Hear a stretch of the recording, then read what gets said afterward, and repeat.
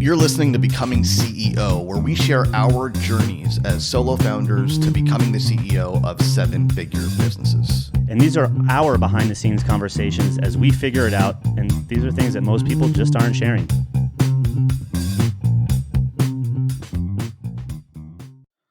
If I said, Greg, come in and help me grow my business, and I'm not going to pay you a dime unless you grow my revenue, what would you be looking for in my business to qualify me as a candidate?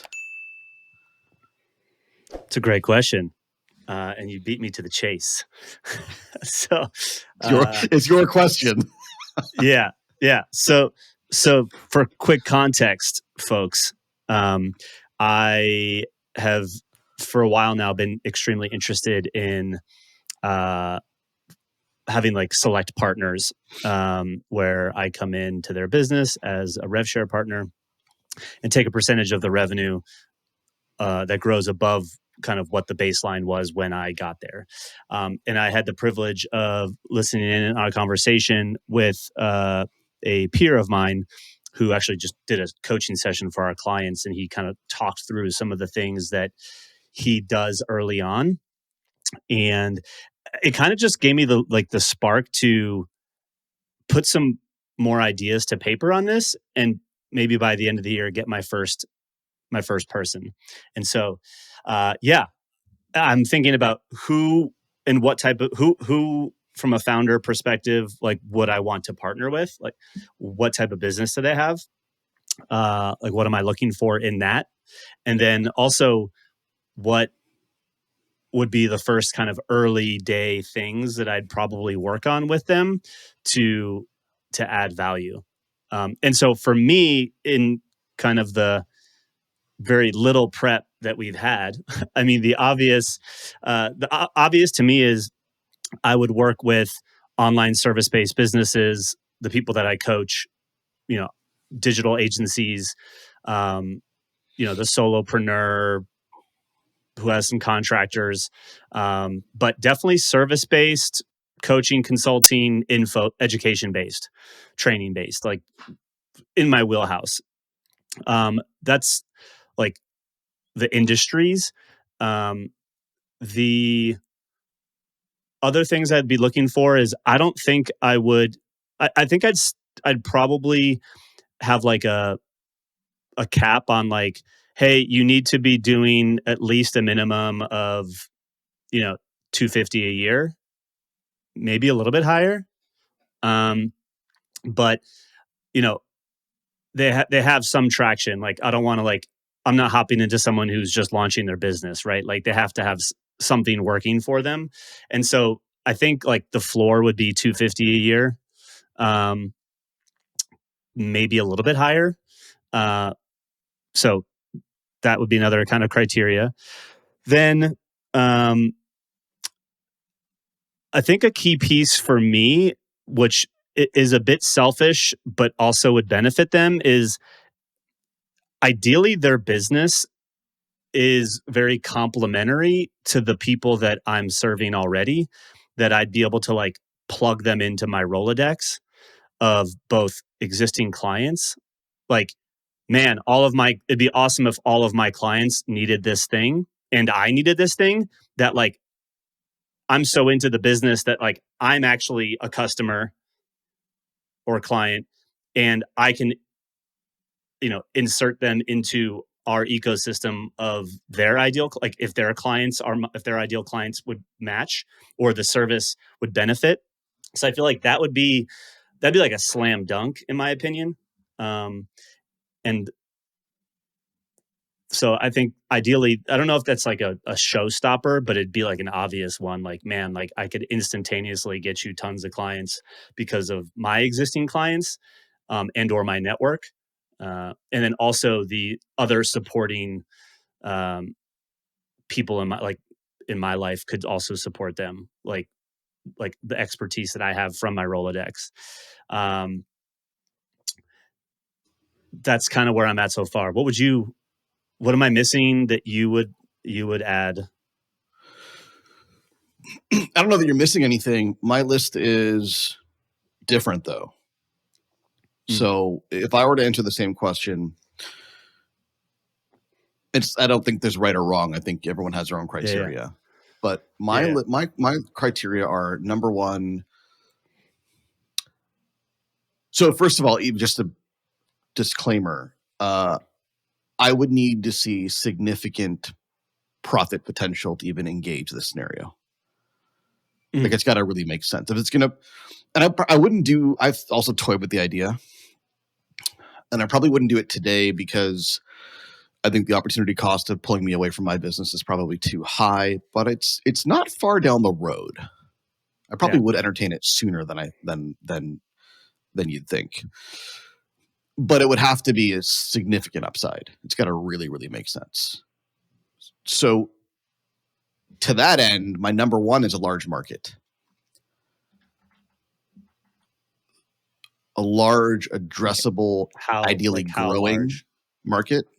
Well, quantitatively, that's hard to measure. But what I mean is, I would be less interested in something that is too niche and can't reasonably get to $5 to $10 million fairly quickly. So a large addressable market that's easy to reach, which taps into the second point for me, is it would have to be uh, already ads driven, or you could easily see an ad driven model work, i.e., the Yeah, that's a target good point. market is addressable, targetable easily through Facebook, Instagram, YouTube, maybe LinkedIn ads. Yep, that's a Big good one. market that can be targeted via ads means easy scale to me. And it's obviously Yep, a game that I play, so I understand it. I'm familiar with it. And my third, so number one is large market, ideally growing market. Two is ads driven. And three is leadership,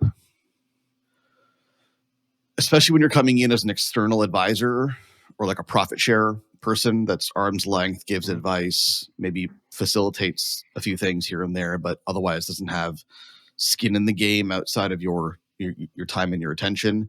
You're really relying on management and their ability to steward the company and get results. And like any investor, right? Like, I think you're investing time as opposed to capital. I don't think mhm. it's any different. Like any investor, Yeah, you want to yeah, be confident in the management team and the leadership of the company. And that would be the third thing that I would look at in no yeah. particular I order. think you added.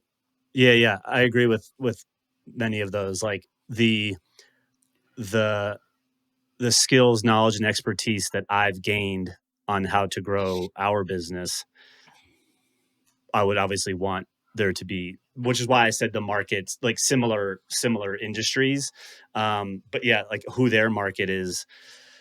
Yeah, can we run ads? Can we create? Is there an opportunity for organic content that will help?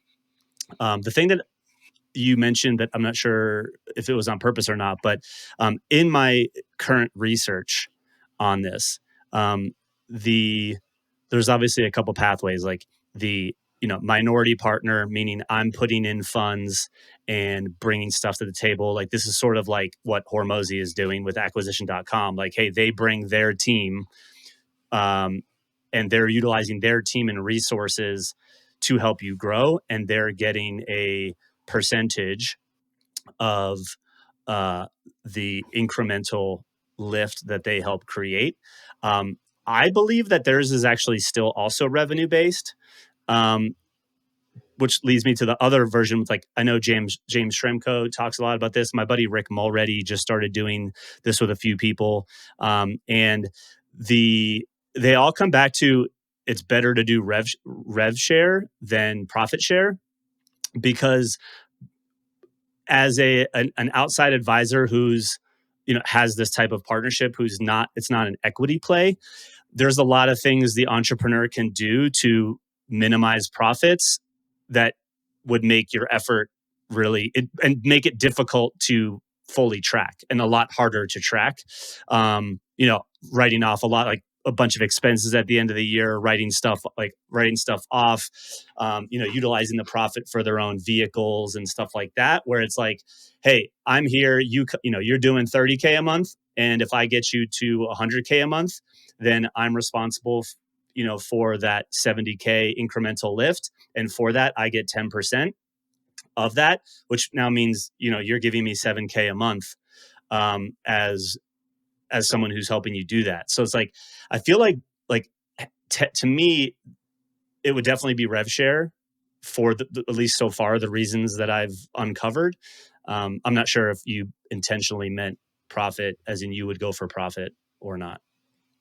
No, I didn't. And here's another model that I have more seriously considered, uh, and that is getting way more involved in the form of a more formal partnership joint venture. So the model that actually I'm actively playing with, and I've got at least one or two people I would love to test this with, is a formal joint venture partnership to launch a similar coaching and training program in terms of structure as ours to a different market, to different offer, and to essentially have the subject matter expert come in and be the head of client success for that offer, create the content, create the training, run the coaching, and we run marketing and sales. So that's a whole other model where that would be a profit Yeah, share that's because you do interesting. joint ventures. Yeah. Yeah. I like that too. It's kind of like I was toying around with, and I don't know if this is the exact. You could probably do what I'm thinking about in a variety of ways, but like, um, one of the things that I was thinking about doing inside of our business was like bolting on services, um, like around the tech and the automation and the systems, the funnel building, like all the tracking and stuff like that. Like a lot of people really get stuck there. We're really good at it. Um, and it's like, if we could go in and like, if I could be partners with companies that had complementary things like the ads agency, the copywriting service provider, like I had those sorts of things either as a rev share partner, or hey, like I'm a back office partner, you're that person's the face, and we get to plug those into kind of the coaching ecosystem that we already have. There's something to that also. um like, and then am I just building out a suite of like boutique agencies that kind of service at least my clientele and other people that have similar businesses? Like there's something like the portfolio of service companies. Like I don't know if that would just be, I guess I could be a rev share partner in a handful of those and just still plug in normally, or is there a bigger play there where I'm, you know, bringing operational talent and labor to that mix, like with my existing team? That one seems like a lot more work for where I'm at, and from a timing perspective, like I'd probably start with some sort of rev share. um but yeah, so nonetheless, I I think think that that's just there's no, what's cool. There's a lot of different ways to do it. Yeah. and it doesn't need to be the same model with everybody. You could do a more of an arm's length straight rev share deal with company X, but when company Y comes along, if you see an argument to get more entrenched with them, then you could do a full scale joint venture. I think at this stage for me, and this my tune on this could change at any given point in time. I think at this stage for me, it's more interesting to get really, really hands on with something and ensure its success than to be arm's length with a lot of different companies. Yeah. You know, it's like you're like, instead of being the VC, be that early angel investor. It's probably a bad metaphor, but you know what I mean, right? Instead of Yeah. playing the Yeah. odds Yeah. on, Yeah. I work with 10 companies, maybe 3 or 4 of them do really well, go all in on one. That's probably a better fit for me at this stage. Yeah. Yeah. Totally. And I think like part of the part of like the model that, we talk about with clients, which is fundamentally what I believe an alt agency is about, slash I'm also building, is like this: there's multiple income streams. And I've been saying, you have clients, members, and customers. Clients are those like higher level, more intimate relationships. Maybe those are your traditional done for you clients. But I feel like in my world, the clients would actually be my partners. Like, and in the model that we talk about, like as an example, math equation, it's like 10 clients a year, 100 members a year, 1,000 customers a year. And the 10 clients in this case, it's really about either really high touch or really intimate access. Could be, again, like if you're an agency, could be the 10 clients that you do a lot of work for that are all like, minimum 50K a year value and up. Um, and that's what helps drive a lot of your intellectual property that then goes down to the member tier. Like to me, my 10 clients, I think I would like to have be these partners where I have, you know, influence on that, but I'm not the face of it. Um, and I definitely wouldn't try to have like 10 out the gate. And maybe 10's too many to your point. Like, but that's in my mind of like, where does this fit in my own business model?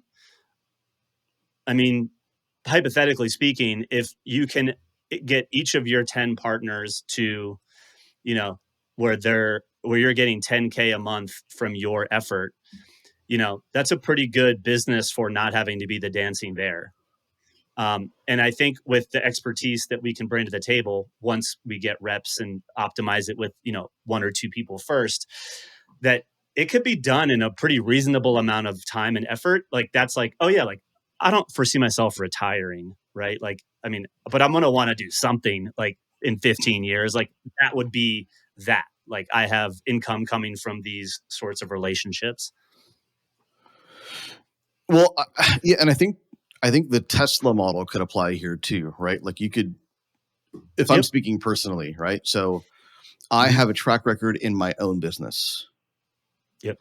I have zero track record building any other businesses, right? So I have a track record Yeah. of Yeah. one. Yeah. Now, if you're a founder, should you give away a piece of your revenue in exchange for my advice with a track record of one successful company? Maybe. I'm not saying you shouldn't, right? Mhm. I'm not saying you Yeah. Yeah. shouldn't. But if I was serious about building out this advisory business, right, and taking stakes in Hmm. companies, by stake I mean rev share, whatever, right? Then it may make sense for me to build a stronger track record of 2, 3, 4, 5 other companies and be more involved with them, have more skin in the game, more ownership. So I have more direct control over their results.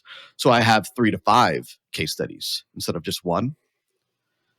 And then go out to a larger group of people and say, I'll come in and I'll advise you. And here's my track record of doing so. But you don't need to give away half your company to work with me. You can give away 10% of your revenue, whatever it may be. And that's going to be a better story if I wanted to play the long game on this. Yeah, I mean, I don't think there's any right or wrong way, and I think in the types of businesses that I would be partnering with, at least from the conversations that I've had with people that I know that are already doing this, like you're going to get clients, some of them that are designing for an exit, and some of them that are not, and like, well, if you're an equity partner and they have no intention of selling, well, that's like there's got to be some sort of rev share Sure. component to make it like Yeah. worth your while, right?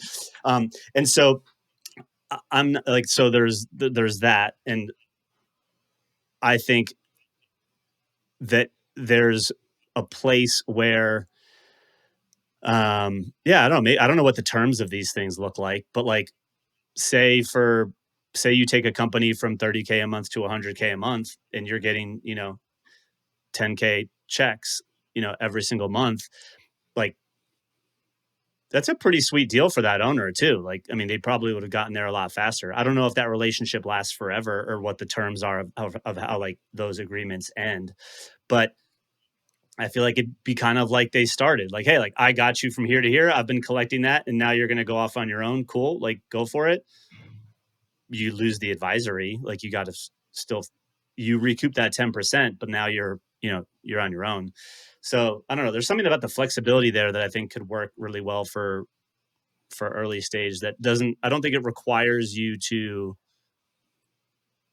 like have like three or four businesses under your belt where you have the track record like you're talking about. Like you have the track record of being able to build a business to multiple six figures a month. And a lot of people, depending upon where you come into the game on their life, like they could desperately use that advice and you could make a huge impact in their business and it could be a win-win.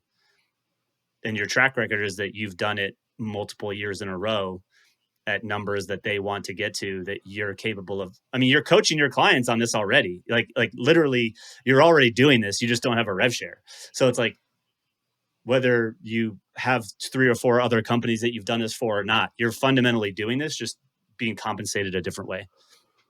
Like you're teaching people Yeah, how to that's build fair. I think my the big model of question integrating. for you is, at what point do you seriously entertain this? At what point do you justify taking a little bit of focus off of your business and putting it elsewhere?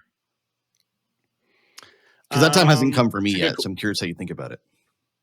yeah. I think it's like at the earliest, like finding the first partner by the like end of this year, but if not, maybe sometime next year. Like in the next, I think 12 to 24 months, I'd like to be having the first deal. Why that time frame?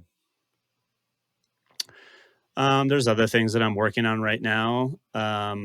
It's not like a need to have, it's a want to have. Um, from the perspective of, if I'm working with the right person, I don't foresee it becoming a time suck that I'd be dreading. Like I fundamentally work like 20 to 30 hour work weeks. Um, like I have capacity to advise someone, you know, in that regard. And as we continue to build our business, like my free time continues to increase. So, um, yeah. And then also, I think the fastest way to figure this out, if this is something that's worthwhile, is to just start trying it. And like, I could go 6 months and be like, this is miserable. I don't want to do this. And then at least I'll have like real world evidence versus like the thought of, oh man, like when I retire, this is what I'm going to be doing. Like, well, I'd rather know that that's not a thing for 15 years from now, and have an alternate strategy, percolating. But anyway, that's where I'm at. Why? Does that sound too soon? No, I think it depends on the model, right? So the way I've been thinking about this was more in the form of a joint venture collaboration where we're actively helping to build the business. And, in that model, that means taking a little bit of focus away from my business in order to do Yeah. that, which is that's a harder thing. But if it's a straight up advisory, maybe you're taking a couple of calls a week at most, answering some text messages. Yeah, that's something you'd probably do a lot sooner, I'm sure. Yeah. Yeah. So that being said, the next kind of the second part of this question was, okay, so the the business, the fit, you check the box. The boxes are checked. You sign an agreement to get started. What are the first couple things that you would probably focus on? So the first thing I would do is I would probably have a 1-day retreat with the founder, and the purpose of that exercise would be to find the bottleneck, which we've talked about a lot before on this show, right? So, Yeah. uh, and to step back for a second, where I personally could contribute to any business venture is in 2 areas. One is guiding the management team to make to A, identify where to focus, and B, make sound strategic decisions. Mm-hmm. And then secondly, anything in the realm of marketing and messaging. So my first question to them is going to be, do we know where the bottleneck is? Do we know what the thing is that is preventing this system from generating more output? And that's a exercise to go through to identify. And then depending on what the bottleneck actually is, if it's anything in the realm of marketing or messaging or sales, then I would have additional set of expertise to help diagnose and solve that problem. But to answer your question, my first step would be, where's the bottleneck? And that's typically about a day to find. Yeah. Yeah. I'd start in a little bit further, but I like the starting with that, like whatever you called it, the 1 day. Um, I would first start like a little bit more vision oriented. Like, hey, what do you want to have happen here? Like, what are you trying to build? what do you want this to look like for your business, for your personal life, etc. Like understanding like the real monetary goals and constraints that we have to work with, so that I'm helping them build something that they want and enjoy. So that's something I'd probably do. 100% agree with the bottleneck. I think inside of maybe in between those two, I would be looking at, okay, what's their current model, and why is that model appropriate for the goals that they just said that they want to have and the lifestyle that they want? If not, what's maybe a more appropriate model or infrastructure? What's the delta? Because that's going to identify action items and decisions and things that need to be made that are probably in accordance with the bottleneck. Because like if say the bottleneck's in lead gen, right? But like there's underlying model issues or like delivery issues or things aren't streamlined yet. Like it almost doesn't matter what the bottleneck is if like we're on faulty foundation. And so like I'd be kind of try to going through exercises around, offering avatar positioning. Like are those things actually solid and clear to the founder / any team that exists? Is their process of delivering, sound? And can it handle more? And then probably go right into the bottleneck, I think. I don't know where, but one thing that I would definitely have the founder do is like a time audit. I don't know how soon I would have them do it, but it'd be pretty early on. It might not be like the first day or anything like that, but like, it's my belief that we as the founders are the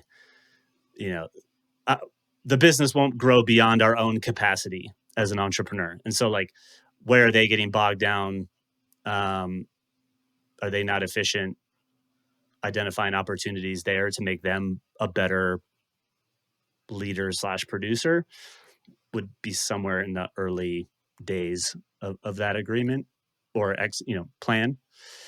And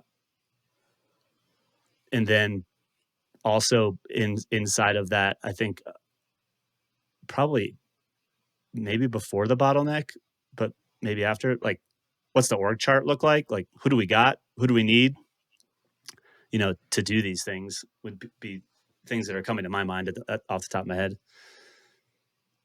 Yeah, it's interesting. Like I like your approach. The reason I went straight to bottlenecks first is because I think in any relationship, and this structure included, I think it's really important to get some quick wins out the gate. And so to me, the quickest wins, and this is true for a new client that comes in to work with us, and this is true for a rev share or collaboration or a joint venture, the quickest wins are how do we minimize the disruption to the business and squeeze out more output? That's why I went to bottleneck as opposed to more like existential questions, assuming that there's something that's working, which I think is a prerequisite for both of us. There's something working here, right? Yeah. So before we make any major changes structurally to the business or the offer, I'd be keen to see what are the simple, tactical changes that we can make that'll enable more output to make it healthier overall. And then come back to some of the more existential questions that maybe have, higher upside, sure, but also are more disruptive. Yeah, no, I like that. I like that point. And it's funny, we actually do that with a lot of clients that come in. We call them magic tricks. It's like, hey, like here are 3 to 5 moves based on your situation you can make right now that will like have fairly immediate impact based on the area of need. So yeah, that probably makes sense to do something like that first, so they can like be like, oh crap, like if this is what just happened from the first 2 engagements, like there's a lot of upside. And and it might, and depending upon their situation, it might create the space needed for some of that other stuff too. So I'm on board with that. I like that. Cool. Well, I guess we're taking applications for for potential becoming CEO podcast.com/partner. Do we have that page up? We probably should. Yeah. No, don't we go probably there. Should have a website first. Do not But go hey, to that URL. if you want Greg to mentor you, at Gregory J Hickman on Instagram and Yeah. Twitter, hit him up, Yeah. make your pitch. I'd be open to exploring a conversation. But as you guys just listened, depending upon when you're listening to this, this is either perfect timing or too early. Who knows? Interesting thought, though, Cool. right? Like, I didn't. I don't know. Yeah, I think just having those thought experiments are really interesting, and I think each and every one of you too. Like it's like a different angle of the question of, would you buy your own business? Like we talk about selling business. Like, hey, like, are you designed to sell? Like, or acquiring businesses? Like, well, would you, if you looked at your current business, would you acquire it? It's kind of like the being outside the we're always inside the bottle. We can't see the label. It's another angle of this. Like, would I invest? Would I partner with this person? Well, to me, I think the big takeaway from this conversation and the question that folks ought to be asking is, how can I squeeze more juice out of my expertise? So one thing I really took away from Jay Abraham, and I preach this to clients all the time, is the importance of thinking of your expertise as an asset, just like an investor would think about their capital, their financial capital as an asset. You have expertise, that is your asset, that's your capital. You're currently likely investing that expertise, like Greg and I are, in your own business and earning a return on that expertise in the form of the revenue and profit in your business. But are there other ways that you can earn a return on that expertise that are not tied to your execution? Yeah. And these are some of them. Yeah, totally. I mean, and back to like the clients, members, customers example. I mean, this is fundamentally what we're trying to help a lot of our clients do, because their only income stream has been around, their time / their existing labor. And, like we have clients like one of our clients, Tim, like he created this program for nonprofits around fundraising. And it's like, he has so much knowledge. Like he owned a whole marketing agency around all things marketing for nonprofits. And he's like, he doesn't want to be the hands to keyboard for all these things, but like they could pay him, when they did, a monthly fee for ongoing advice, strategic guidance and direction, a sounding board. Like, he's been in the game for decades. Like, he kind of knows a thing or two. Like, and so there's probably things that your clients are doing before and after the work that they do with you that you still have knowledge on, that you could be providing some strategic direction on and get paid for your thinking, right? Whether it's considered an insurance policy or not. I'm rereading Alan Weiss's Consulting Bible, and like he talks all about that. Like, you have all this experience, like why not get paid for it? So yeah, that's a good question. How can you get more from the experience, knowledge, and skills that you already have than the current way that's being monetized? Marinate on that, people. I will be. Good chatting. Until next time, guys.